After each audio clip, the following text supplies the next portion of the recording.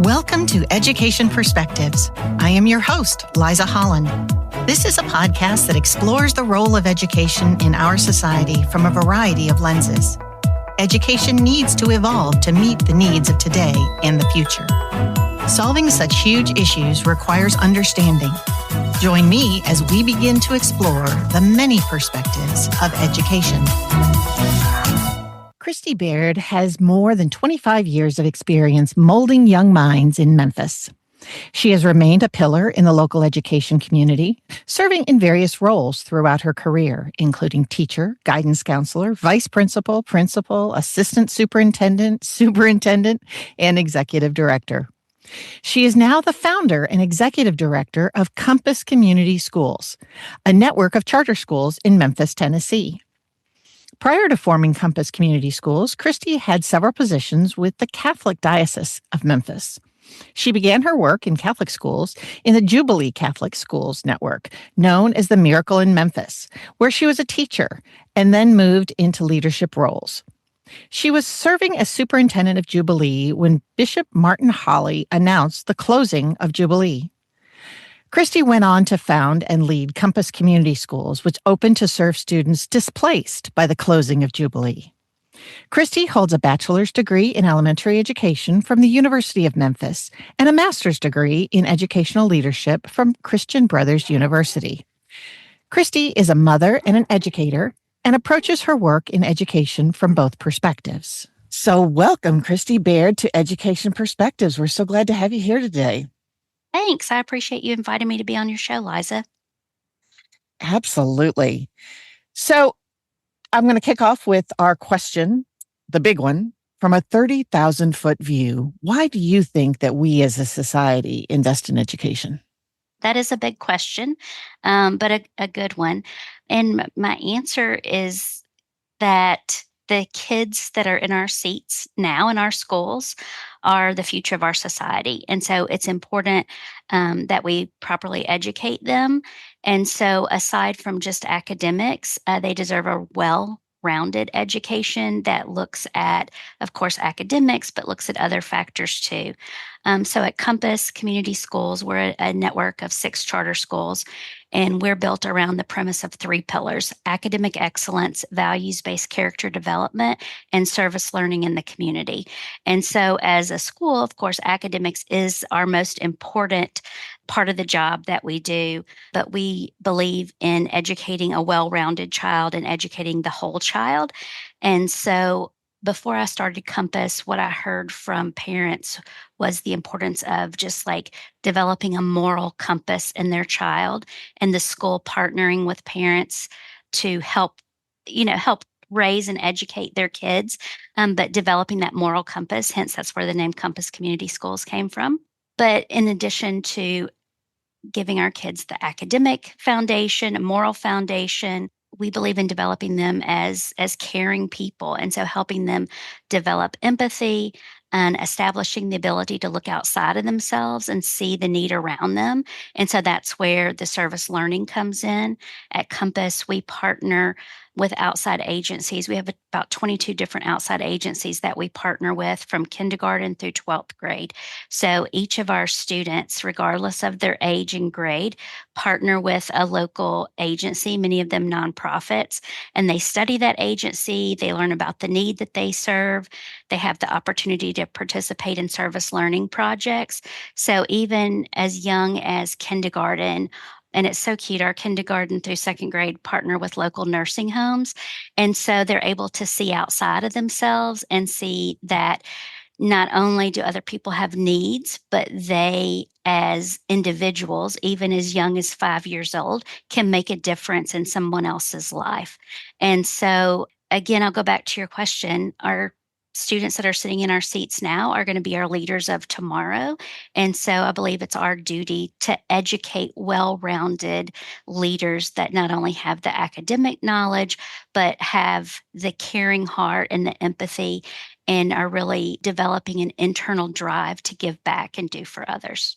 I love that piece about being kind of societal partners, that you are a partner with the parents and you are a partner with the agencies and giving them that touch of real life context. What a great foundation to build a school on. Good for you. Thank you.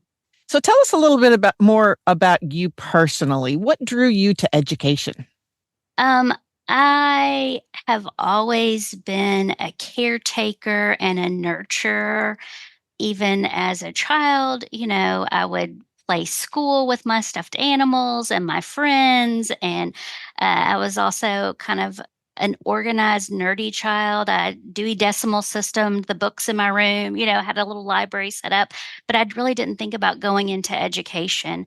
I babysat starting in junior high school in my church. I worked in the nursery and in vacation Bible school. And so I really didn't think about going into education. And then when I got to college and, you get through your first year and then you're like, oh, you need to decide what you want to do. And so I started looking at what I enjoyed and what my talents led me towards and what I could see myself doing long term. And so I decided to major in education and I started reading different works. Some of my favorite in college were like Marion Wright Edelman and Jonathan Kozol, who talked about inequalities in education. And when I decided to major in education and I started doing clinical hours, I did most of my clinical hours in inner city schools here in Memphis, which were very different than the private school that I went to for high school. And so I started seeing examples of the inequalities that these authors were talking about. And that really drew me to inner city education. And so that's where I started my career, and I've been there ever since. And I spent about 20 years in Catholic education. But even in my experience in Catholic education, I worked in inner city schools where students attended on scholarship. And so I'm looking back, I'm glad I made that decision. I love coming to work every day. And so I think it's important to choose something that you're passionate about. And I feel very fortunate to go to a job that I look forward to every day. That's the dream, isn't it? To be able to get up in the morning and go, yeah, I can't wait to get there. Oh, that's wonderful. So you were telling me a little bit more about your school and the school population that you're serving. I know you mentioned inner city kids, but your kids have somewhat of a language barrier as well. Tell us a little bit more about the makeup of your particular schools. Yeah, so we have 6 schools, 1 high school, and 5 elementaries. And so those 5 elementaries feed into that high school. And they're in neighborhoods all across Memphis, from North Memphis to South Memphis, from, Midtown to East Memphis. And so most of our schools are in high poverty areas. And most of our students come to us from homes where English is not the primary language. So most of our kids, so 68% of our kids come from homes where the primary language is not English. Most of those come from Spanish speaking households, but we have multiple languages, home languages that are spoken at homes of our families. But yeah, so it has been a unique challenge, but a very positive experience as well. A unique challenge because a lot of our teachers that come to us aren't trained to work with children who English is a second language. And so, not only like when I wrote the charter applications, I didn't anticipate as many MLL students, so multi-language learners. And so that was kind of a budget buster in those first few years. So, but we're very fortunate to have anywhere from 2 to 5 MLL teachers in our schools. And considering like some of our schools are as small as 200 students. So we might have 230 students and 5 ML teachers in addition to the regular classroom teachers to support that learning. So it's been really nice to have that extra support for our schools. But also, we provide a lot of training for our general education classroom teachers as well, because most of them have at least half of their class are ML students. And so I just find I love going into the classrooms. That's my favorite part of my job. I'm in classrooms just about every day. And so I love when I go in a classroom and I see teachers working with students and students working with other students. And we do a lot of turn and talk, and students, it's exciting when I go into a classroom and they're talking about the work in Spanish. And because they feel more comfortable. And so our teachers, talk about it in the language that you're more comfortable with. And I saw an example, my MLL director shared an example the other day of a newcomer that's come to fifth grade and they're reading Bud, Not Buddy. And so she wrote her whole response in Spanish and the teacher, got it translated so she could grade it. But just the confidence that our kids show when they're able to work in both English and Spanish. And I will tell you, I was in a classroom yesterday. We had a principal PLC yesterday. And so we start our monthly principal meetings at a school in classrooms, studying curriculum and looking what teachers are doing and what students are doing. And so we were at Compass Fraser, which is one of our elementary schools, and we were in a fourth grade math class. And what I love about this class is the teacher in there is a former student of mine who has come back to teach for me. So it's just full circle, because it's like your child, and you're seeing your child follow in your footsteps. But she was doing a math small group and they were doing subtraction with regrouping. And she had a newcomer right there beside her. And so Sydney, the teacher, does not speak Spanish, but she's been learning Spanish. And so she was talking to this little girl and walking her through the problem in Spanish. And I could understand, like she was doing the numbers. And then she stopped and she asked one of the other students, she was like, "How do you say borrow in Spanish?" And he told her, and she was like, "Slow down, friend, say it again." But she was like learning real time in order to meet the needs that her student had.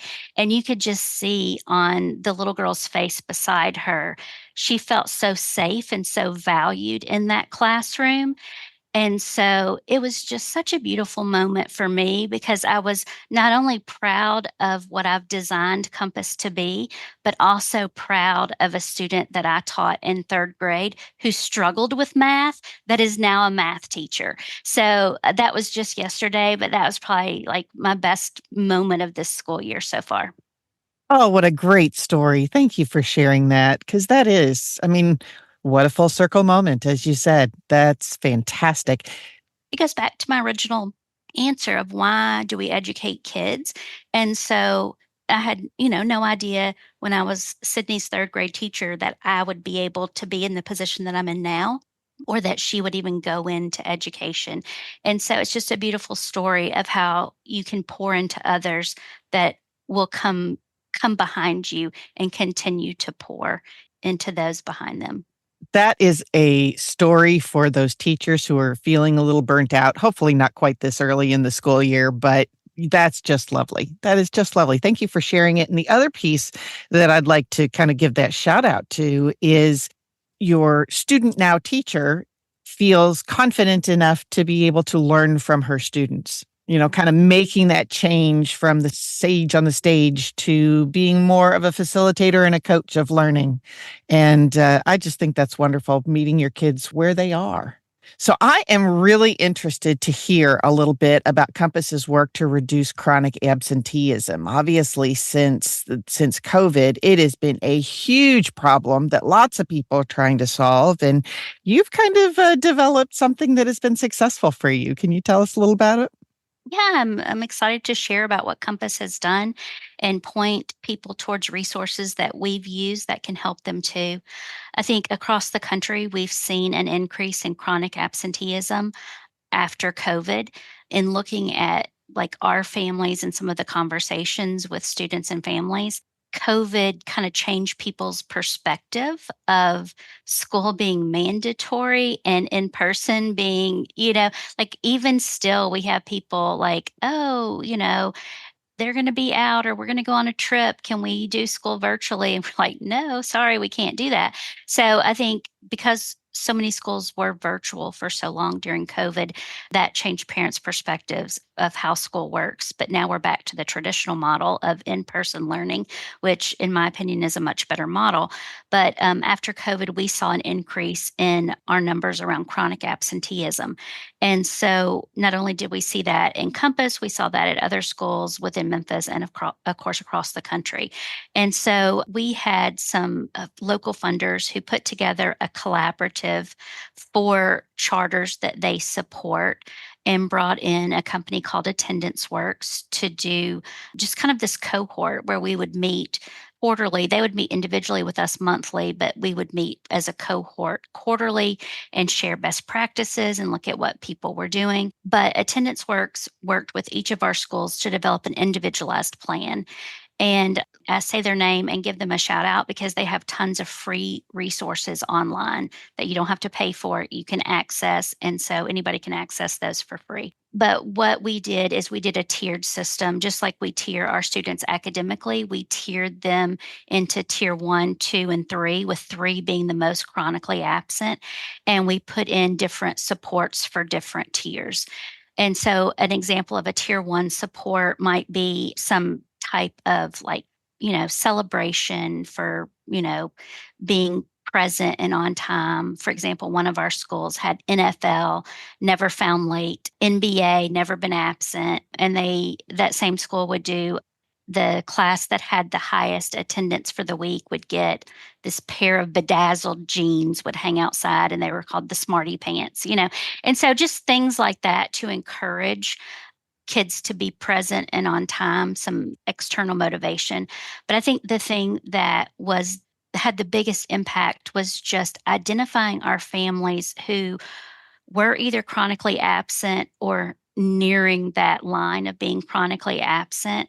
And we had individual meetings with all of those families just to talk about the difference in truancy and chronic absenteeism and the importance of their child being at school every day. And so a lot of families and schools too were looking at like, oh, well, these students aren't truant. They're absent because they're sick, or they're absent because of this or because of that. And so because they were excused absences, they didn't have a sense of urgency about them. But when we started pushing it and making it an urgent need to be at school and be at school on time, we saw the school leaders and the families start to react to that. And so explaining to families, just because you have an excuse to be absent doesn't mean you should be absent. And what was an excusable absence and what wasn't an excusable absence. I know, when my children were in school, they knew if I don't have a fever and I'm not throwing up, I'm going to school. They would say, our mom's a teacher. We have to be here. But just meeting with families and telling them the importance of being at school and present immediately gave us a bump in attendance.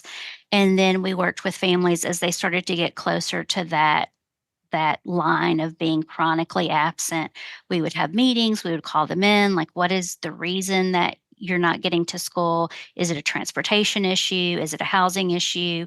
If it was an issue that we could help with, then we would step in and help. But I mean, most of our families, and I would say families across the country, want the best for their child. And so when they realize that absences are having a negative effect on their child academically, they work to get them there more regularly.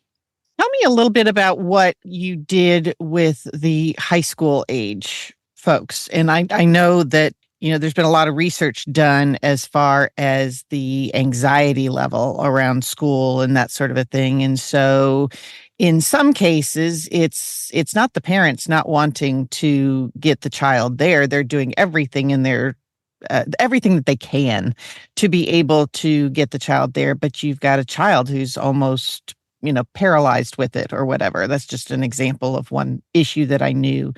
Were you able to leverage any kind of mental health resources to be able to help families in those types of situations? Yeah, Liza, I'm so glad you brought this up because I was recently on a panel that one of our funders had to speak about the work. And I would say for Compass, that was one of our biggest challenges was mental health. Another one of the local schools, they named homelessness and transportation as their biggest challenge. But for Compass, ours was around mental health, especially with our high schoolers, because at that age, it's hard to make a high schooler do something that they don't want to do.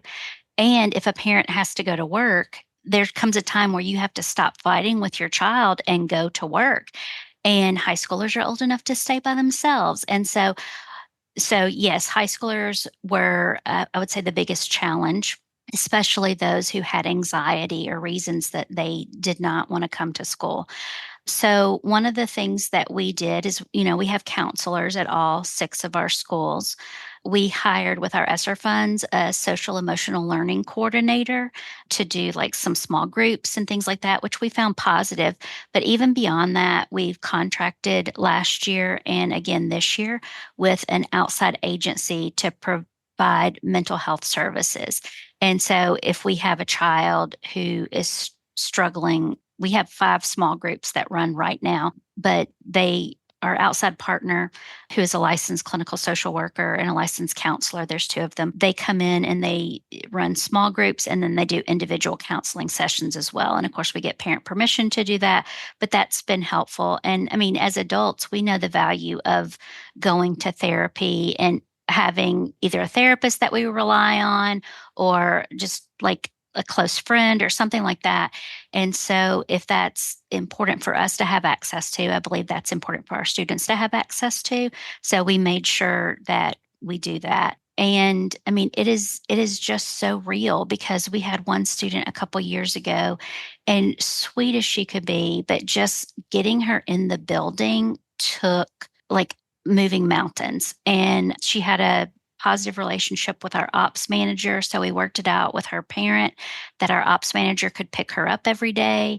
And like if she got to school every day, then like Miss Stella bought her lunch one day. And then Stella was having trouble getting her to school. And Stella's like, can you do a home visit with me? So we did a home visit. And I'm like, why are you not coming to school? And she was like, well, I failed a math test and they're not going to let me make it up. And I was like, you can make it up. And she was like, they're not going to let me make it up. And I was like, do you know what my job is? And she said, yes. I said, what is my job? She said, you're the boss of the principals. I said, so if I tell, and that's so funny because in her mind, that's my job. And so I was like, if I tell your principal to tell your math teacher to let you make up the test, do you think that you can make it up?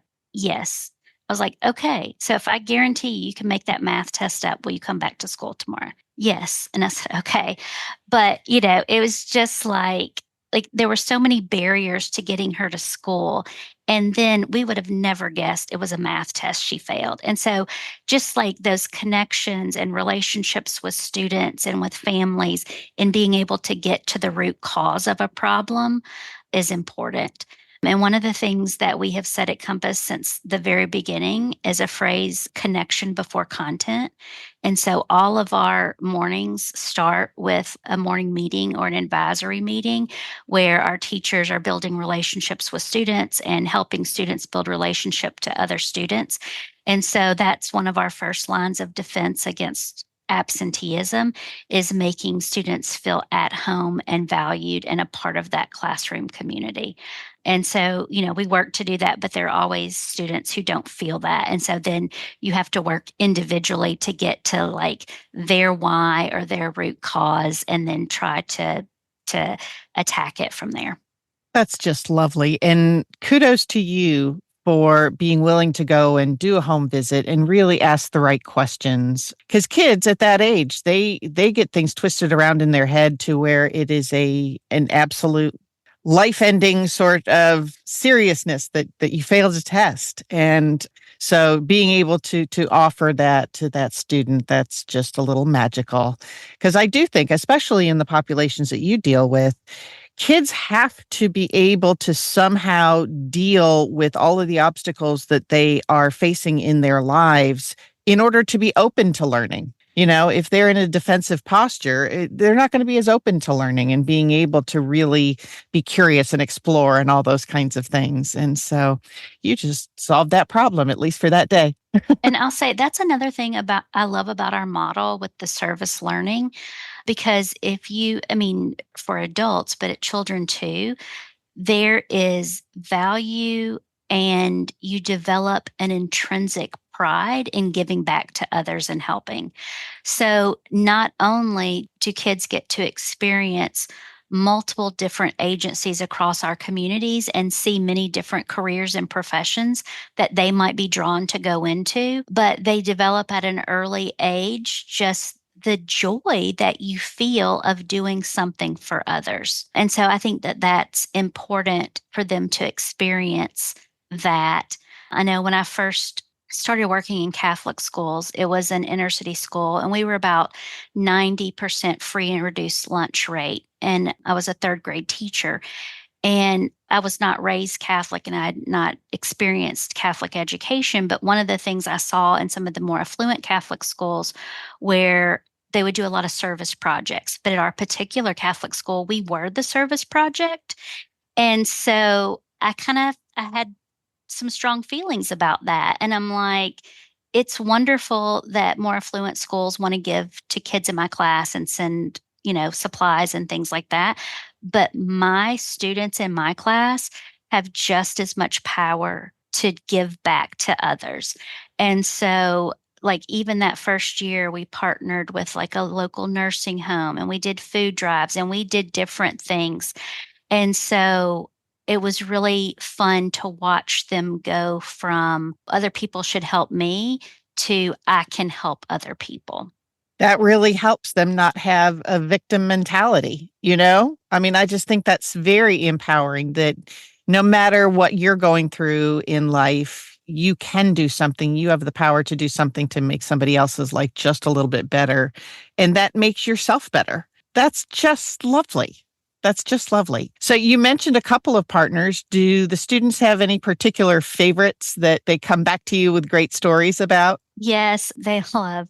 So our partners pretty much fall into 4 groups. We look at needs of people in the community. And so we look at, like, we have several partners that are elder care agencies, like nursing homes or assisted living that help with food insecurity. The Mid-South Food Bank is one. And we work with Dorothy Day House and Room at the Inn that provides shelter for people who don't have a house of their own. We partner with environmental agencies to look at like nature conservation, city beautification. We have several like art agencies, museums that we partner with, and then several agencies that serve animals. And so those are always the most exciting ones that they want to go to.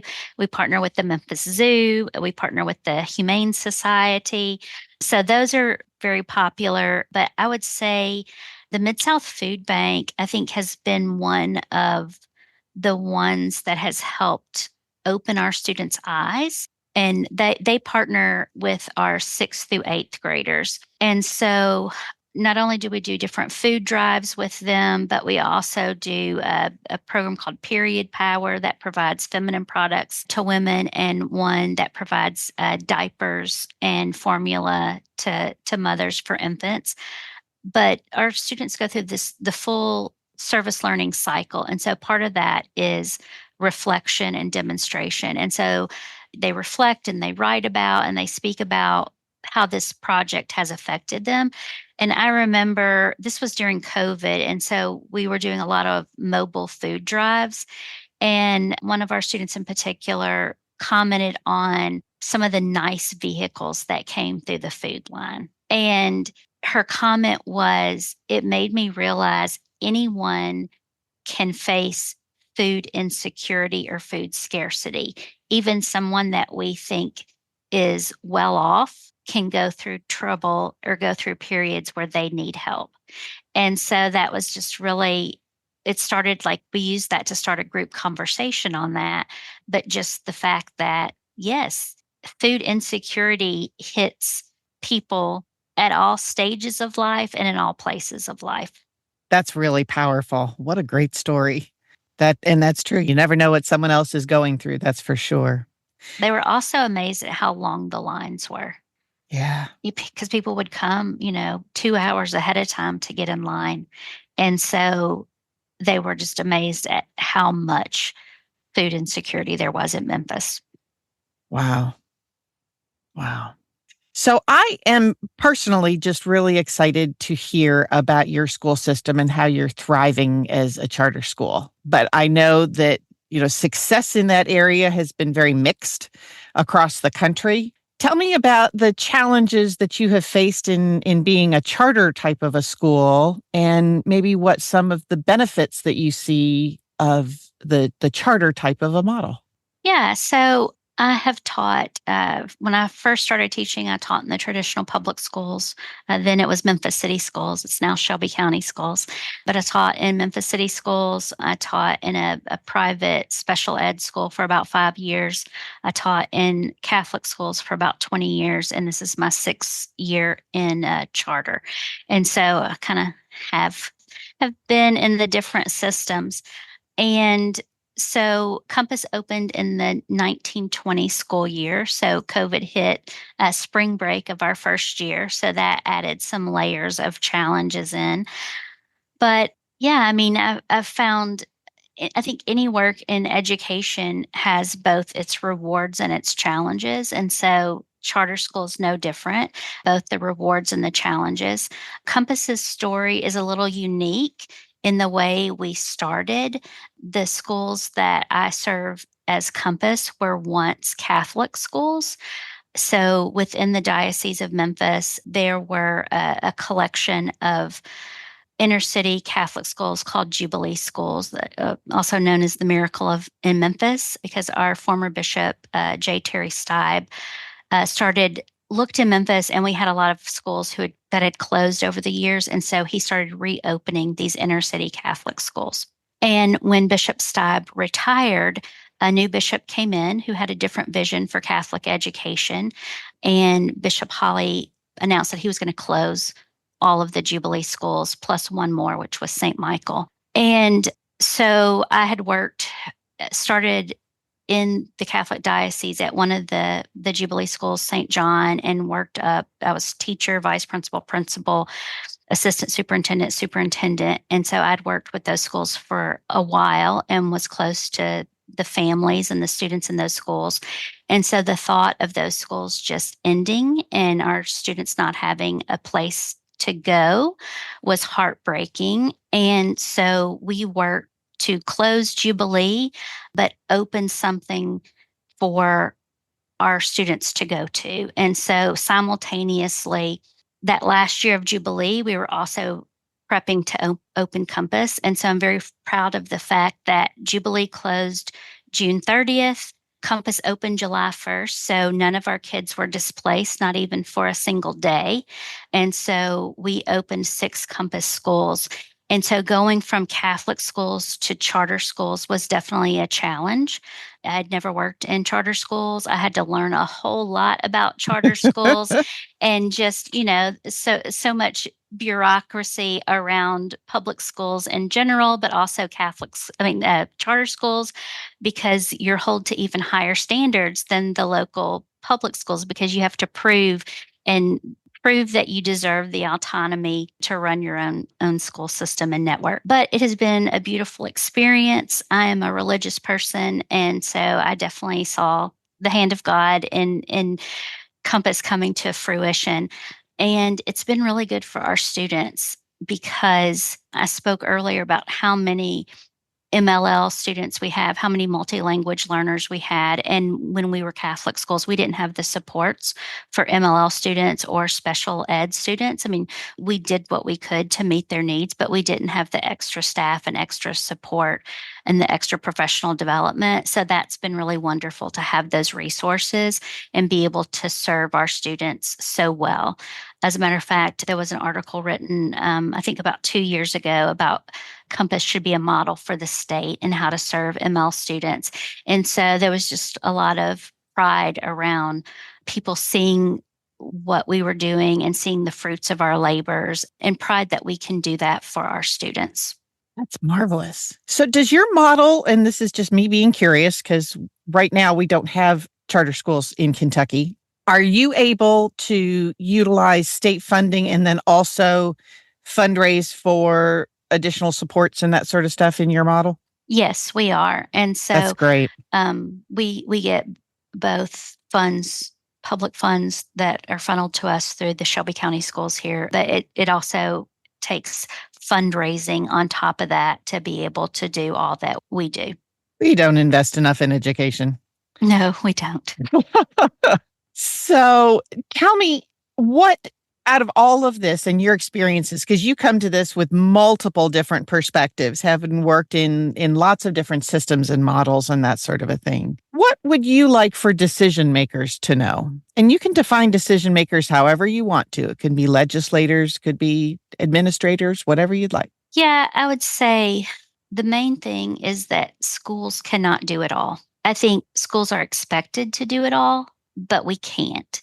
And so we talked earlier, Liza, about the importance of mental health, but there are so many factors that influence students when they come to school. I mean, you look at Maslow's hierarchy of needs, like basic needs need to be met. Like if kids come to school hungry, if they come to school, with anxiety, if they had a fight with their sister in the car that morning, all these things affect our students. I mean, they're just mini humans is what they are. And, we as adults, we are disrupted when we haven't eaten breakfast and when we've had a fight with our spouse or, and we're adults that have, fully developed frontal lobes. And, so if we can give ourselves grace, we need to give students grace too about how they show up for school. But not to get sidetracked. But when I say we can't do it all, I think there's so much pressure on schools to perform academically. When I go back to like our very first question and conversation around developing the whole child. And so there are so many facets of our students that we can't just expect to put students in the seat at school, do the same thing for every student, and they all turn out with, a 28 on the ACT, And so every child is unique. Every child, you have to get to know every child. You have to know their background. You have to know what their needs are. But there are things that the school alone cannot do. And I think that goes back to your mental health, your physical health, your nutritional health, just all these different things. And so if it continues that schools are expected to do it all, they need more support and more services. Just like you said earlier, like there's not enough money in education, And so I guess like to summarize my answer, it would be that schools can't do it all. And if you want schools to do it all, you need to equip us better. Excellent, excellent advice. Kristi, thank you so much for being with us on Education Perspectives. This has been a wide-ranging and really neat conversation. Thank you so much for taking your time. Yeah, thanks, Liza, for having me. I was excited to join you today. Thank you so much for listening to this episode of Education Perspectives. Feel free to share your thoughts on our Facebook page. Let us know which education perspectives you would like to hear or share. Please subscribe and share with your friends.